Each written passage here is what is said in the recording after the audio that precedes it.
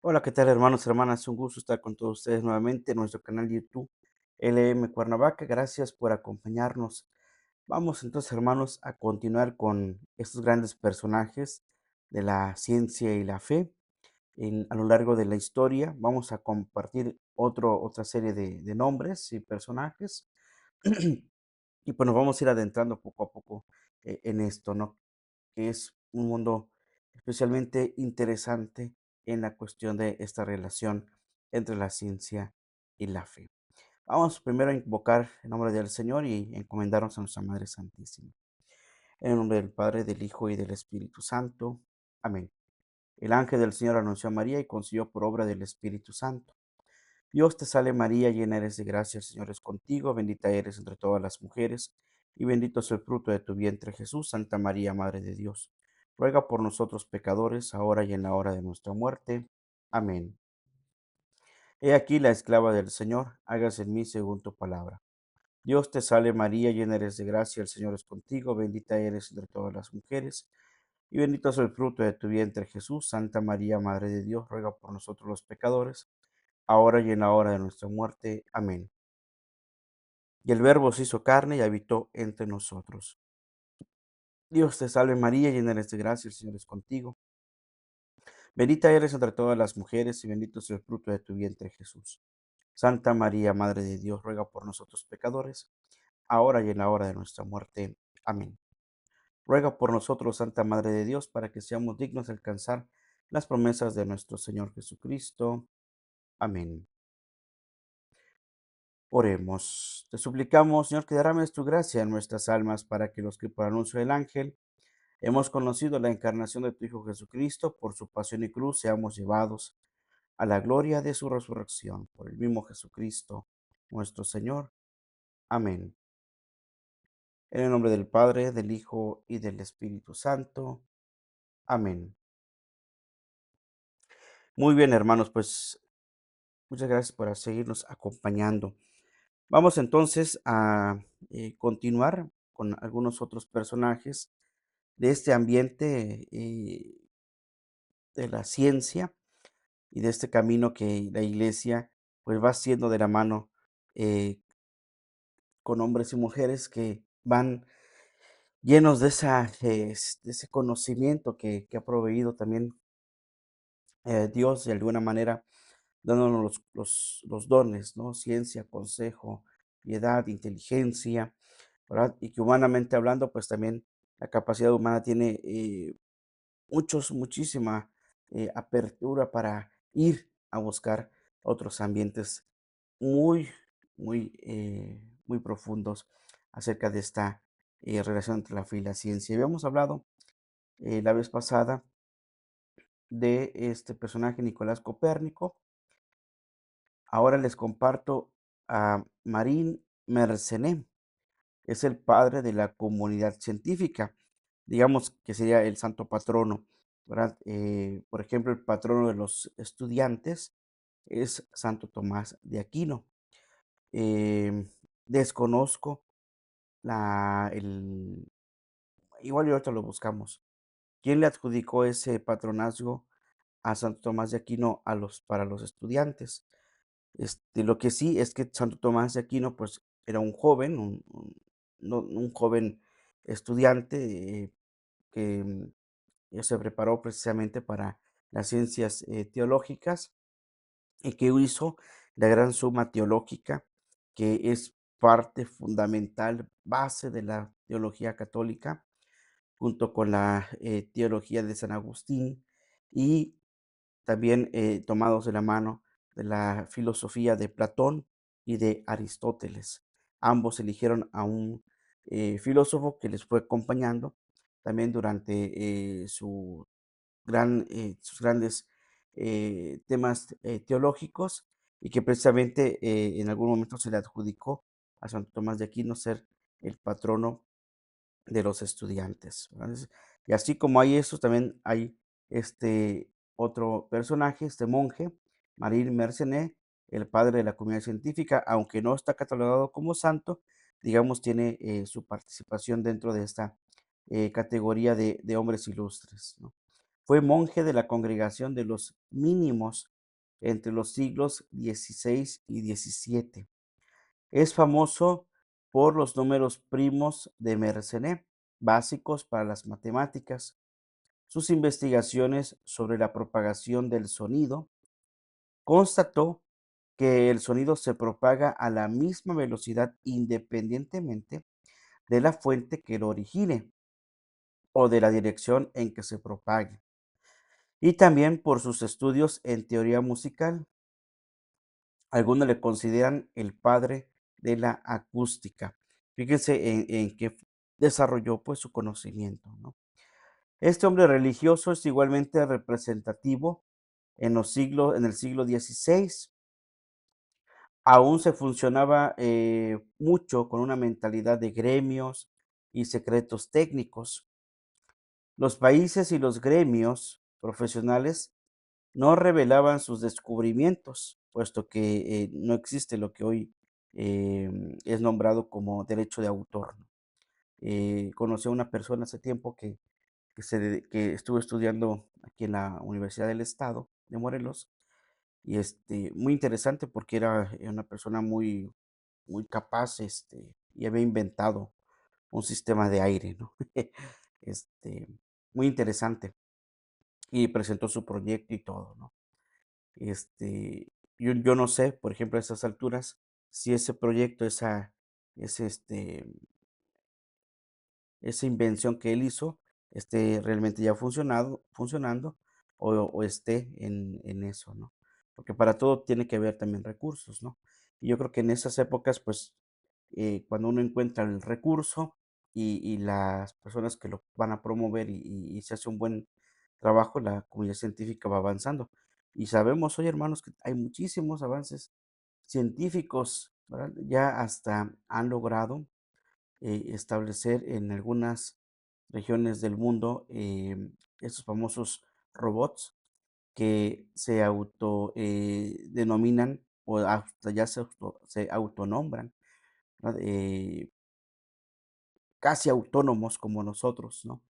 Este, y se ha hablado mucho de especulaciones de que si el mundo robótico nos va a someter después y como aquella película donde son los robots quienes mandan ahora, ¿no? Hermanos, esa realidad de los robots, pues ya lo estamos viviendo ahora, puesto que a través de las técnicas estas que usamos, el teléfono, el reloj inteligente, el internet, todos estos mecanismos, pues son robóticos, ¿no? Entonces, pues de alguna manera estamos como que sometidos a ello puesto que para muchos son nuestros artículos de trabajo, ¿no? El teléfono celular, la computadora, no sé, los audífonos inteligentes, eh, inclusive las herramientas que presta ya los servicios de internet, de inteligencia artificial, pues ya te abre otro mundo, ¿no? Te hace cosas que, pues tú te tardarías en hacer, por ejemplo, una lectura de un libro de 200 páginas que te tardarías por lo menos un mes o 2 meses en leerlo, eso te hace un resumen de 15 páginas, 10 páginas y te lo lees, muy rápido, ¿no? Entonces, gracias a esos avances, hoy los conocemos, ¿no? Y a cada ratito se andan promocionando.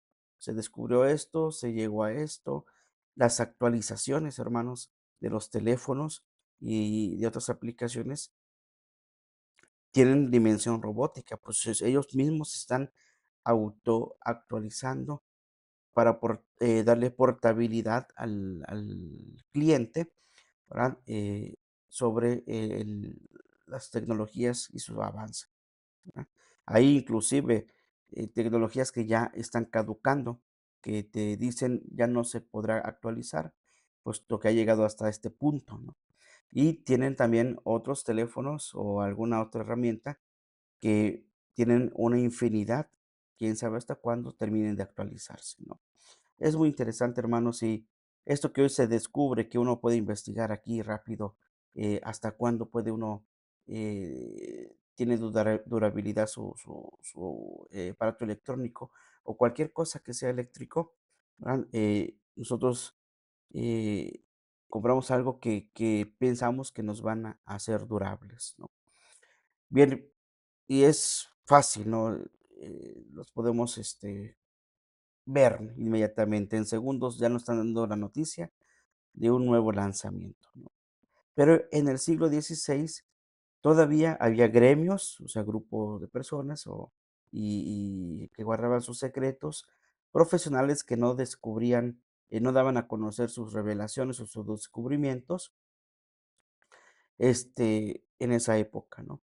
Pero precisamente Mercené empezó a cambiar con gente religiosa. ¿Sí? Era amigo del filósofo y matemático René Descartes y compañero de estudio suyo en el colegio de los jesuitas de la Fleché. Fíjense, ¿verdad? Inclusive Descartes, René Descartes, un gran filósofo, ¿verdad? Con una mentalidad racionalista, estudió en el colegio de los jesuitas, ¿verdad? Junto con Marín Mercené. Entonces, comienza a ver algo diferente, ¿no? Comienza a ver una forma de dar a conocer, pues, esos grandes descubrimientos que van surgiendo, ¿no? Y Mercenés escribía con científicos de diversos países y difundía entre ellos los descubrimientos que hacían. A su celda en su convento de París llegaban a veces en persona, a veces por escrito, los mensajes e ideas de Rovedal, Descartes, Gassendi y Pascal. Híjoles, hermanos, estos cuatro personajes de la historia y del mundo científico y de la literatura, hermanos, es una cosa impresionante, ¿verdad? Y con un religioso, con un monje, ¿no? Al principio, este grupo se llamó Academia Mersenne. Si bien al incorporarse el grupo Dupuy, que este es otro personaje que se integra al grupo, pasó a llamarse la Academia Parisiense de París, sabios de distintas disciplinas colaborando. Aquello llevaría en 1666 a que Colbert, otro personaje, creara una institución científica oficial llamada la Academia de las Ciencias de Francia. Por eso se considera que Mersenne fue el creador del concepto de comunidad científica, sin sincretismos nacionales o gremiales, trabajar por el avance de la ciencia compartiendo sus descubrimientos. ¿Verdad? Por eso se le considera el patrón de las comunidades científicas, porque él fue el primer creador, o por iniciativa, por inspiración, empezó a crear una comunidad de científicos, eh, ya como dice, ¿no? Ya sea en su celda, platicando con ellos o por carta, pero compartiendo. Eso es precisamente una comunidad científica. Hoy hay muchas comunidades científicas, inclusive una de las comunidades científicas que no se llama así, pero eh, ahora se les llama organizaciones mundiales, ¿verdad? Y hay de muchas categorías, como este de la salud, precisamente porque se supone que ahí se está compartiendo toda información conveniente al sector de la salud humana, ¿no? Y puede haber otros sectores, ¿verdad? Otras comunidades científicas o llamadas organizaciones mundiales en donde precisamente van compartiendo esto. Yo les puedo decir que dentro de la teología católica, eh, ¿se acuerdan cuando hablamos de los comentarios bíblicos en el tema de la Sagrada Escritura, en el anterior, en la anterior entrega? Les compartía que hay muchos comentarios bíblicos, pero hay uno que se llama comentario bíblico internacional. Ese comentario bíblico internacional precisamente desborda a todos los teólogos del mundo para compartir algo sobre algún texto de la Sagrada Escritura. Y eso es muy valioso porque aparte de compartir textos entre todos, va creándose también una comunidad internacional respecto a la Biblia. También hay una comunidad internacional teológica, una comisión internacional teológica que también alberga a muchos teólogos de todo el mundo, inclusive de la rama protestante, ¿verdad? Que tienden a compaginar con el pensamiento católico y pues bueno, van uniéndose, también van compartiendo. Los concilios Vaticanos primero y segundo sobre todo el segundo, son concilios ecuménicos y otros que hubo anteriormente, precisamente porque en ese concilio, al ser ecuménico, abarca otras dimensiones y otras personas, ¿no? Entre esas personas había artistas, literatos, científicos, protestantes, ortodoxos, el mundo, y nosotros somos legionarios, a hombres como Franduf, que era un empresario, ¿verdad? Y participó del Concilio Vaticano II como laico, ¿verdad? Invitado ahí a este evento tan importantísimo dentro de la historia, que es un concilio, ¿verdad? Entonces, digamos, todo esto pues tiene una raíz y precisamente Mercené, Marin Mercené, eh, coloca dentro del ambiente, de todo lo que hizo, ese concepto de comunidad científica. ¿Verdad? Es muy interesante. Otro sacerdote llamado Nicolás Steno, geólogo, anatomista, biomecánico y este ya está considerado beato. Era danés, Nicolás Steno, sacerdote y posteriormente obispo y vicario apostólico en los países nórdicos del siglo XVII. ¿Verdad? Es muy interesante. Ya aquí vemos a un sacerdote beato dentro de la vida científica.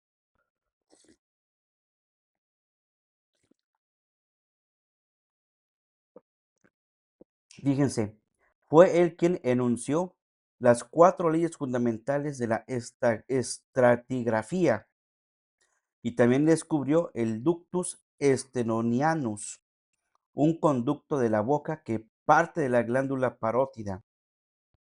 Fue el primer científico en observar el folículo ovárico. Además, elaboró un modelo para explicar el funcionamiento de la biomecánica de los músculos y fue también el primero en descubrir una malformación del corazón llamada tetralogía Fayot. Ah, interesantísimo. A ver, vamos a ver si podemos eh, encontrar algo más. Todavía me falta aquí comentarles algo, pero quiero, sobre todo, la palabra estratigrafía es precisamente una rama de la geología que se dedica al estudio de las capas de las rocas, extractos y su disposición. Se centra en la identificación, descripción, secuencia y correlación de capas, tanto vertical como horizontal, para entender la historia geológica de la Tierra. Ay, eso es impresionante. Yo no lo, no pensé que fuera de hecho me estoy sorprendiendo. Nicolás Steno, ¿verdad? Ahora sí que si ustedes han visto y yo me imagino que de ahí parte, pues el mundo, la geología, ¿no? Que es parte muy importante de la evolución del mundo, ¿no? Em, y sí es cierto, cuando uno hace un hoyo, va descubriendo las capas, ¿no? Si han ido a algún lugar donde ha habido minas y ven las paredes, ven como hay hasta líneas de tierra o capas de tierra. Esa es la geología, ¿no? Pero lo interesante de este sacerdote es haber enunciado las cuatro leyes de la estratigrafía. Vamos a ver cuáles son esas cuatro leyes. A ver, vamos a ver.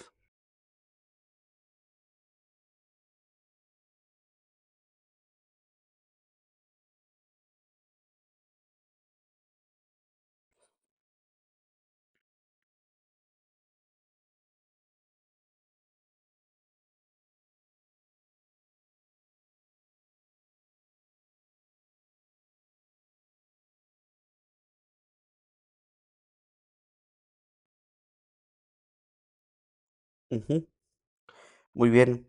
Las cuatro leyes o principios fundamentales de la estratigrafía, formulados por Nicolás Steno en el siglo XVI, son el principio de horizontalidad original.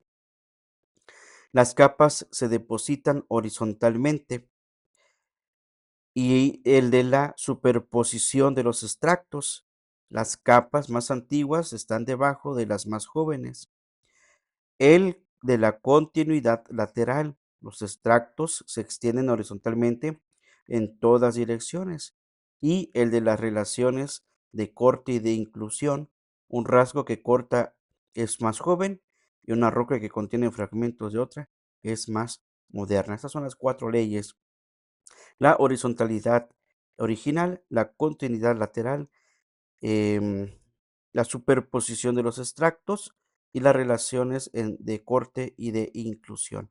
Muy interesante, hermano. Yo la verdad no tenía este conocimiento de esto y al compartirles voy descubriendo también esto, ¿no? Y bueno, también descubrió el conducto que va de la boca, que parte de la boca de la glándula parótida. Seguramente los que tienen algún conocimiento médico saben de esto, ¿no? Fue el primer científico en observar el folículo ovárico, ¿verdad? Por ahí algo mm, hay algo por ahí que me llama la atención de este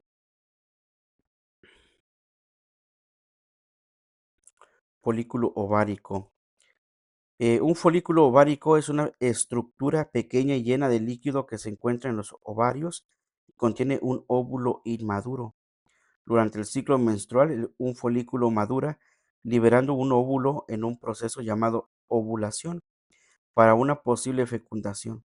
Los folículos ováricos también producen hormonas como el estrógeno, que son importantes para el ciclo menstrual y la reproducción. Sí, en alguna cuestión por ahí, en algún video, precisamente de estas discusiones que tienen entre los que se dicen ser mujer porque este, cambiaron de sexo, dicen que están embarazadas, ¿no? Y pues son hombres, ¿no? Entonces viene en alguna discusión, escuché todo esto, por eso me llama la atención eso del folículo ovárico, ¿verdad? Porque hay quienes dicen, ¿verdad? De estas personas que se han cambiado de sexo, es que ya estoy embarazada, o sea, me hice prueba de embarazo, ay caray, ¿cómo no? Y salió que está embarazada, ¿no? Embarazado. Bien, además dice que elaboró un modelo para explicar el funcionamiento de la biomecánica de los músculos y también el primero en descubrir una malformación del corazón llamada tetralogía Fallot. A ver, vamos a ver esta tetralogía Fallot. Mm,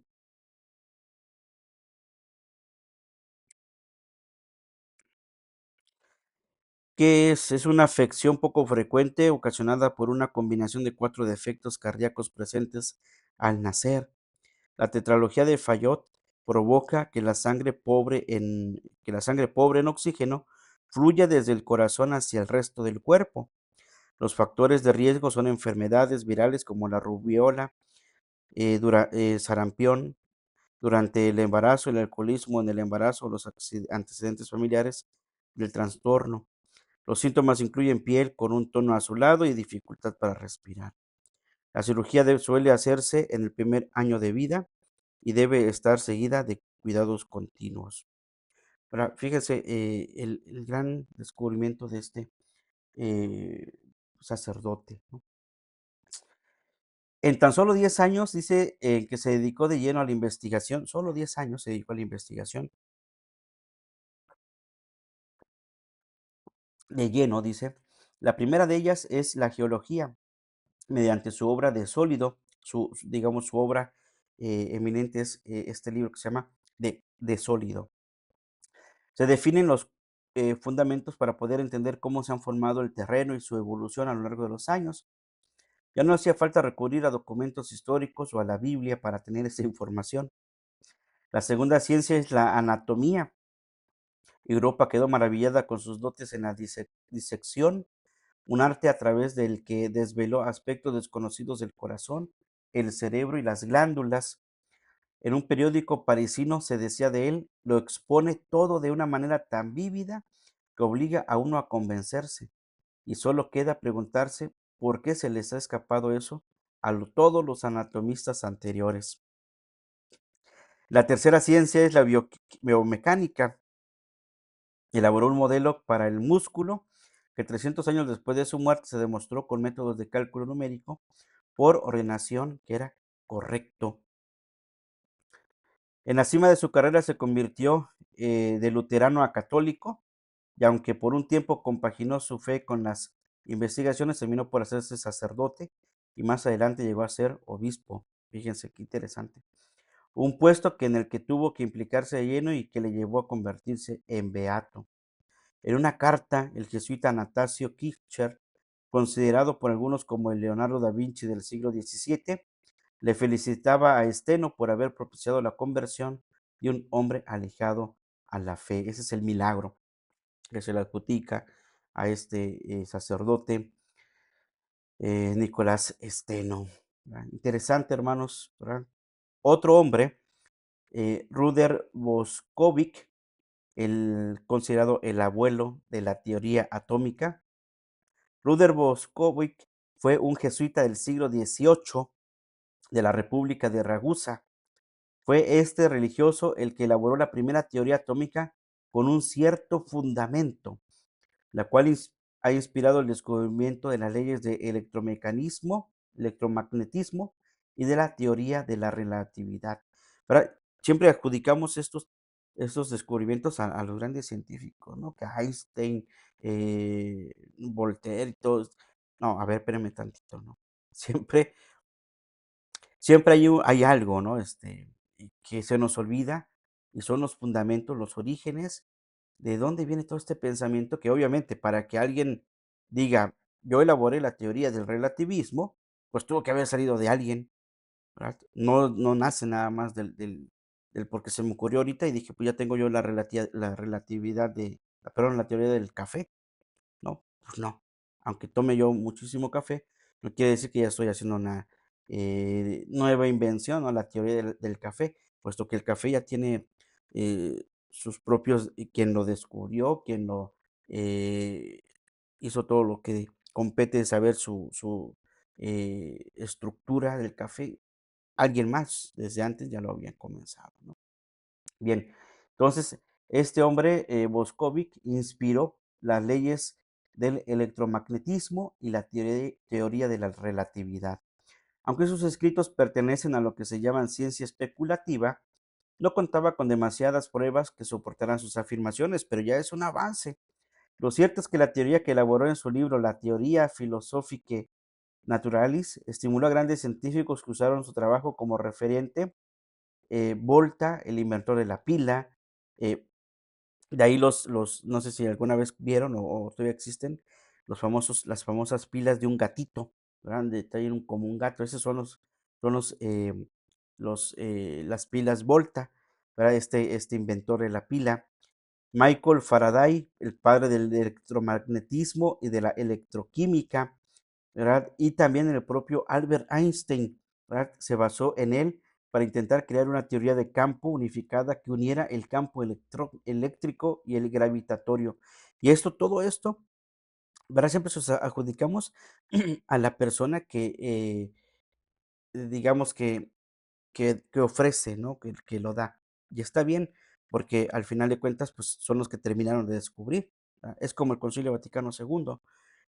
Siempre le adjudicamos al Papa Pablo VI el Concilio Vaticano II, pero el iniciador del concilio fue el Papa Juan XXIII, ¿verdad? Que ya en su edad adulta, inspirado por el Espíritu, dijo, abramos las puertas al Espíritu Santo, ¿no? A la primavera de la iglesia.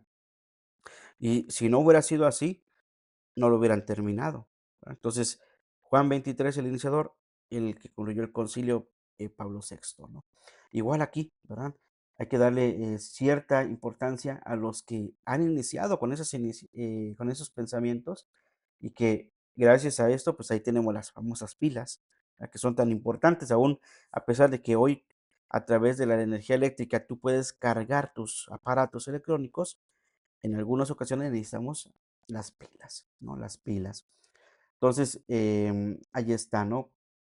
Y Albert Einstein, ¿verdad? En el campo eléctrico y gravitatorio.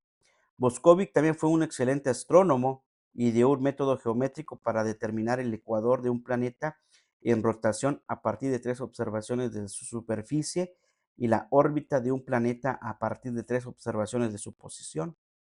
Asimismo, sus aptitudes como ingeniero arquitecto quedan patentes en cuanto que diseñó un sistema para salvar la cúpula de la Basílica de San Pedro en Roma de su derrumbe. Fíjense, hasta arquitecto era, ¿verdad? Ingeniero y arquitecto. Uno, personalmente les puedo decir, uno quisiera hacer de todo o quisiera tener tiempo para todo, ¿no? En estos tiempos es más complicado. En aquellos momentos, pues se dedicaba, ¿no? No había tanto movimiento como lo hay hoy, ¿no? Este, y es más complicado, pero sí debe de haber por ahí, como el padre Carreira, que se dedicó toda su vida a la cuestión de la NASA, ¿no? Y habrá seguramente otros que se dedican a alguna especificidad de la iglesia o en alguna cuestión importante que la iglesia le pida a un sacerdote o a un obispo, adentrarse en eso, ¿no? En alguna cuestión científica y pues obviamente pues ahí están, ¿no? Metidos en ello, ¿no? Es muy interesante y seguramente debe de haber así personas de gran reconocimiento en esos tiempos, que son sacerdotes, religiosos, religiosas, entre otras, ¿no? Bien, otro se llama René Just Hauy, el padre de la cristalografía. René Just Hauy fue un sacerdote francés canónigo de Notre Dame de finales del siglo XVIII y principios del siglo XIX. Junto con Lavoisier y otros científicos, definió el sistema métrico y descubrió la ley de la racionalidad de índices, ¿verdad? Este es muy interesante, ¿no? René Hughes, al descubrir la cristalografía. Vamos a ver si encontramos una definición más concreta, ¿no?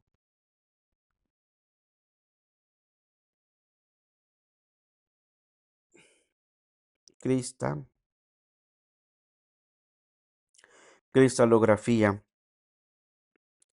La cristalografía es la ciencia que estudia la estructura interna y las propiedades de los sólidos cristalinos. Se enfoca en cómo los átomos, iones o moléculas se organizan en un patrón tridimensional periódico, así como la forma y propiedades externas de los cristales. Eso es interesante porque yo creo que de aquí nace todo lo que hoy conocemos como eh, los, em, los cristales antibalas, últimamente ha estado saliendo mucho en internet, la cuarta dimensión, en donde está el vidrio, y uno pone su mirada en el borde del vidrio, ¿verdad? No en lo plano, sino en el bordecito, y te refleja varias dimensiones, ¿no? Yo ya lo he hecho en alguna ocasión de niño, ¿no? Y se ven otras como capitas, ¿no? Precisamente todo eso lo estudió este hombre, ¿no?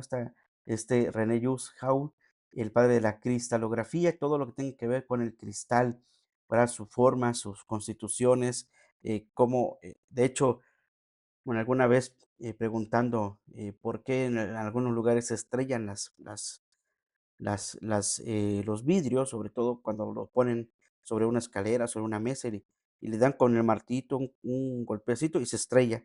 No se rompe, se estrella por dentro, ¿verdad? Y es como parte de la decoración, ¿no? Entonces dicen que cuando el cristal está, el vidrio, por ejemplo, está uniforme al momento de pegarle o romperlo, todos los átomos o iones, todo lo que lo une, en ese momento tienen su reacción y se fragmentan, ¿verdad? Ahorita se supone que si está sobre un vidrio o tu mesa tiene vidrio, están eh, estables los átomos, los iones o lo que convenga al vidrio, ¿no? Pero en el momento en el que tú le das un golpecito y se despostilla, ahí ya comienza un cambio en la estructura, ¿verdad? Y si le das por terminar, pues lo deshace. Y se hace polvo también. El vidrio tiende a hacerse polvo si lo muele uno bien y se puede volver a hacer el vidrio, ¿no? Eso es muy interesante, esas cuestiones, ¿no? A ese sacerdote le tocó vivir entonces una época muy complicada en lo político, durante la que demostró una actitud propia de un santo. Perdió la pensión por negarse a jurar la Constitución que se aprobó en la Revolución Francesa y además fue encarcelado por ese motivo. Fue un milagro que no lo ejecutaran.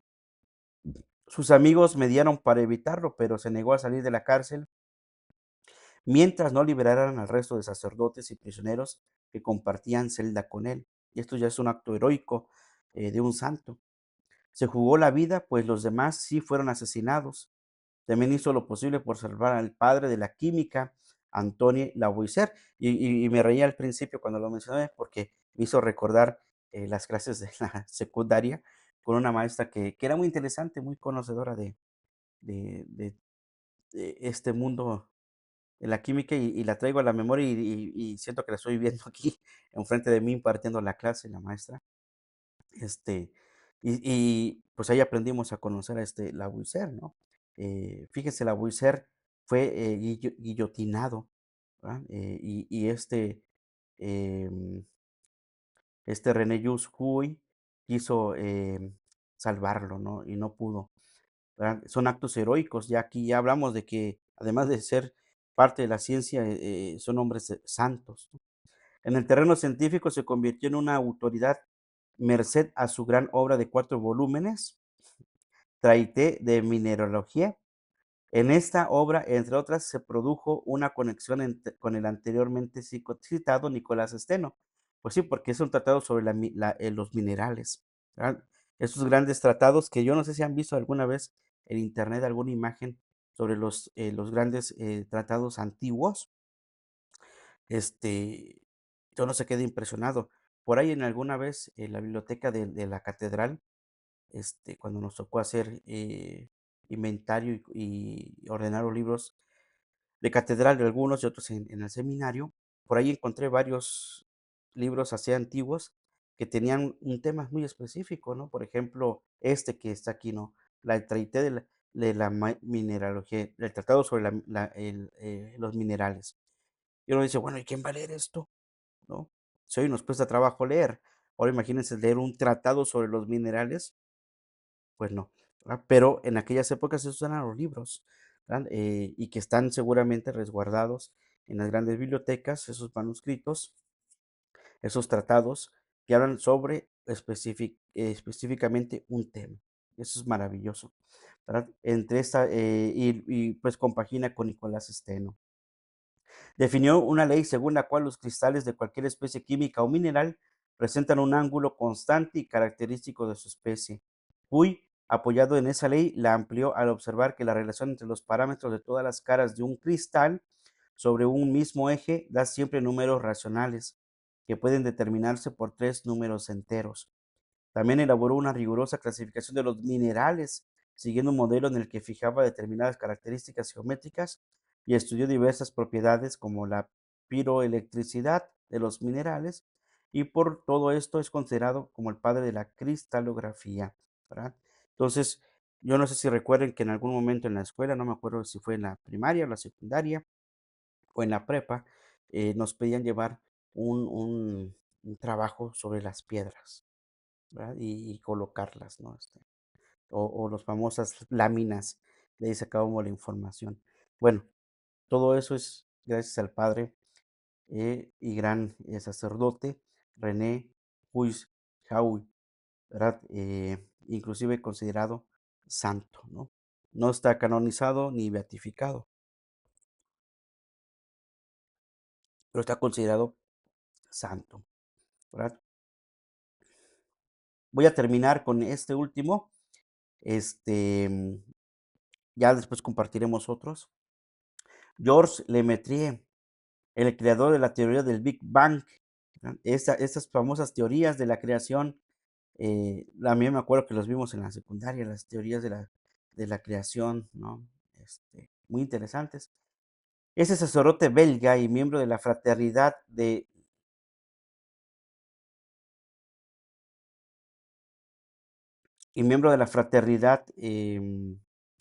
Les Amis de Jesús, fue el creador a comienzos del siglo XX de la teoría del Big Bang, basada en la expansión del universo a partir de un punto, en contra de la idea establecida en su época de que el universo era estático. O sea, aquí ya hay otra teoría, ¿no? El universo era estático y él propone otra idea, ¿no? La teoría de un punto en donde se originó todo, ¿verdad? Bien, su aportación fue a convencer al resto de científicos de que el universo se expande y tiene un origen, algo que le resultó muy complicado.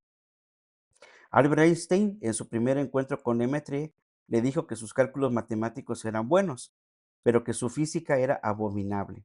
Sin embargo, con el tiempo se hicieron grandes amigos y Einstein reconoció la gran labor de su colega. Lemaitre, por su lado, llegó a colaborar en proteger a Einstein del nazismo.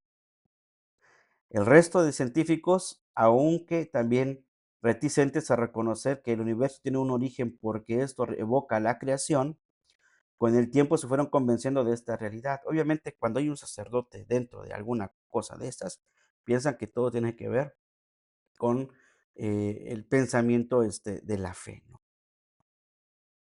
Sin duda alguna tiene algo que ver la fe también, ¿no? Pero aquí vemos pues el compartir, ¿no? Y sucede, ¿verdad? La otra vez estaba conversando con una hermana en una paletería, tiene paletas, helados y eso. Y ahí estaba un señor, ¿no? Ahí estaba un señor. Y la señora me dice: "Padre, este fulano es maestro", ¿no? Y, pues, el señor estaba serio ahí. Y, pues, yo estoy platicando con la señora, en lo que me tomaba mi paleta, y de repente que empieza: "¿Usted ha leído tal?". "No". "¿Y este?". "Tampoco". Y que empieza, ¿verdad?, a contarme de los libros que ha leído, y me pareció muy interesante, pero a la vez como muy provocador, como diciendo: "A ver si es cierto que el padre sabe", ¿no? Y bueno, son libros que uno, pues, lee, o él enseña en la preparatoria, pues, son los que enseñan en la preparatoria en literatura, y pues uno no tiene acceso a esos tipos de literatura, ¿no? Pues son propias de la escuela, ¿no? Pero me contó varias historias, curiosas, chistosas, ¿verdad? Que me llamaron la atención. Digo, bueno, este hombre es muy inteligente, o sea, se sabe los cuentos, los poemas que me estuvo contando ahí, de memoria, sin necesidad de tener el libro enfrente, ¿no? Eso precisamente es, ¿verdad? Algo que se debe de valorar, ¿no? Y ciertamente al final hablamos del tema de la fe, ¿no? De cómo los hermanos creen pasar sobre uno y son los hermanos los que no tienen el conocimiento suficiente, ¿no? Y él mismo lo decía: "Yo soy católico, este, pero me he puesto a hablar con hermanos separados y pues no más, no dan, pues", dice, "una para convencernos a cambiarnos de la fe", ¿no? Al final hubo una buena un buen compartir la experiencia de la fe, ¿no? Muy interesante ¿verdad? Pero la geometría también fue, fíjense, el resto de los científicos, pues, no quieren reconocer, ¿verdad? La creación y a veces hay quienes, son muy reticentes a tener a alguien ahí que, pues, comparte la fe, ¿no? La fe y que además es científico, ¿no? Bien, Lemaitre también fue un maestro de cálculo matemático, sus aportaciones sirvieron para saber más cosas acerca de los rayos cósmicos y de la concentración de materia en galaxias y nebulosas. Debido a su humildad, su figura es menos reconocida de lo que debería. Por ejemplo, la ley de Hubble, que explica la expansión del universo, se llamó así durante muchos años, aun cuando Lemaitre fue quien la enunció por primera vez. Pero el sacerdote belga no quiso reclamar la autoría y solo ahora, fue en el 2018, la International Astronomical Union ha decidido rebautizarla como la ley Hubble-Lemaitre, ¿verdad? Ya le pusieron ahora sí su apellido. Y él no quiso, ahora sí que quedarse con el reconocimiento, ¿no? Lemaitre también fue un hombre de intensa oración, todos los días celebraba la misa y dedicaba una hora a rezar. También se preocupó por acercar a Dios a la comunidad china que vivía en Bélgica. Híjoles, hermanos, estos hombres, y seguramente vamos a comentar otros más, ¿verdad? Que van a ir saliendo, ¿verdad? En lo largo de este compartir con ustedes ese tema de la ciencia y la fe y la ciencia, la razón y la fe. Es un tema muy interesante. Yo creo que estos personajes, hermanos, nos abren un panorama en el que seguramente nosotros desconocemos. Ahora, si nos metiéramos, ¿qué aportaron a la política? ¿Qué aportaron a la filosofía? ¿Qué aportaron al arte? A la cultura? Hermanos, no, tendríamos una lista interminable, ¿verdad? De personajes que han aportado algo al mundo, ¿verdad? Sobre todo sacerdotes, religiosos, religiosas, muchísimas personas más, este, que han dado algo, ¿no? Los papas, ¿no? Los laicos, ¿verdad? Muchos por ahí también ha de haber, ¿verdad? Buscaremos otros, ¿verdad? Otros personajes para ir complementando esto y irles entregando en cada intervención, pues algo que podamos reconocer la labor de todos estos grandes personajes, ¿no? Y que pues son nuestros hermanos, o fueron nuestros hermanos, puesto que ya no viven, han muerto, ¿verdad? Pero seguramente su aportación es inmortal, ¿verdad? Porque ha pasado de generación en generación y seguirá hasta que no haya alguien que quite todo eso, ¿verdad? Y que lo veo muy difícil. ¿Verdad? Son nuestros hermanos en la fe y que seguramente hoy mismo, en esos tiempos, en esos momentos, habrá alguien también que esté creando, que esté innovando, que esté haciendo algo en favor del mundo, ¿verdad? Del avance científico y también de la fe, ¿verdad? Bien, pues hasta aquí le vamos a dejar, hermanos, y gracias por acompañarnos. Vamos a terminar con la oración para pedir la beatificación del siervo de Dios, Alfonso Lam. Oh Dios, que con tu infinita misericordia inflamaste el corazón de tu siervo Alfonso Lam de un amor sin límites, a ti y a María, amor que se exteriorizó en una intensa vida de trabajos, vigilias y sacrificios por la salvación de las almas. Concédenos, si es tu voluntad, que logremos por su intercesión lo que no podemos conseguir por nuestros méritos. Por Jesucristo nuestro Señor. Amén. El Señor esté con ustedes y con tu espíritu. La bendición de Dios Todopoderoso, Padre, Hijo y Espíritu Santo, descienda sobre ustedes y permanezca para siempre. Amén. A Jesús por María, Ave María, secula seculorum. Amén. Que pasen un excelente día, si Dios nos los permite, nos vemos en la siguiente transmisión. Saludos y bendiciones a todos.